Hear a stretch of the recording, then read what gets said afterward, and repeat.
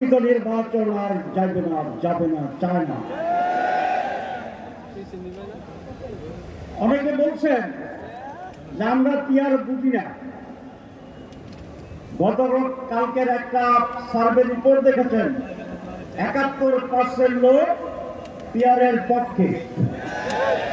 তাহলে আমরা যারা রাজনীতিবিদ, যারা আমরা বুঝি না, মূর্খ জনগণ তো বুঝে। যদি তারা না বুঝে ৭১% তাহলে আপনি বুঝেন না এটা ঠিক, না আপনি বুঝেও বুঝেন না কোনটা ঠিক। আমরা বলছি যে আমরা গণতন্ত্রের পক্ষে। তো গণতন্ত্র হচ্ছে মেজরিটি মাস্ট বি গ্যারান্টেড, একটা গণতন্ত্র। ৭১ লোক কি মেজরিটি না মাইনরিটি?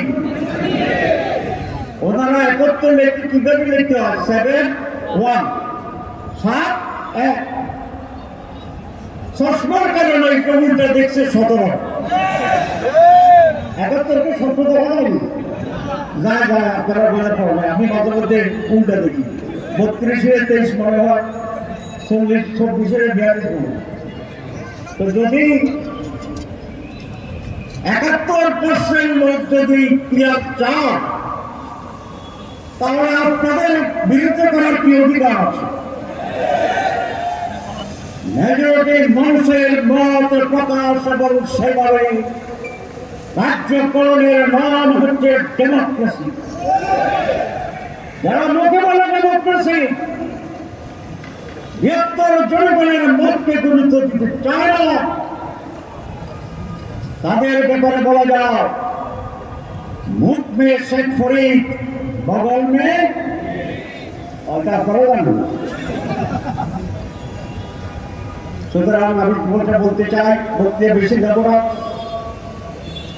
আসুন ডায়লগ করি। সরকারকে আহ্বান জানাবো, রাজনৈতিক দলগুলোর সাথে ডায়লগে বসেন।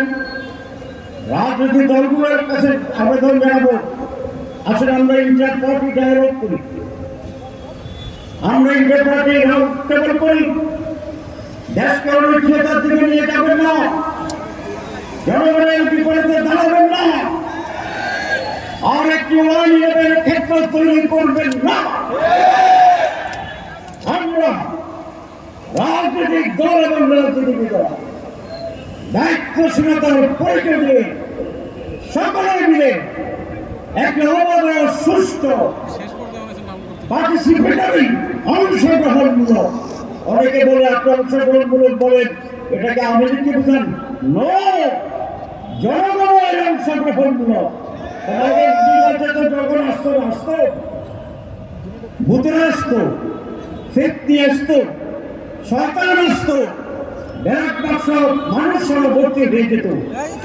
এবার সেই পরিস্থিতি হলে বাংলাদেশ টিকবে না, স্বাধীনতা টিকবে না। সুতরাং রাজনীতিবিদদের পরিচয় দিতে হবে। দেশের জন্য যেটা করলাম সেই ব্যাপারে আসল আলো পরিচয়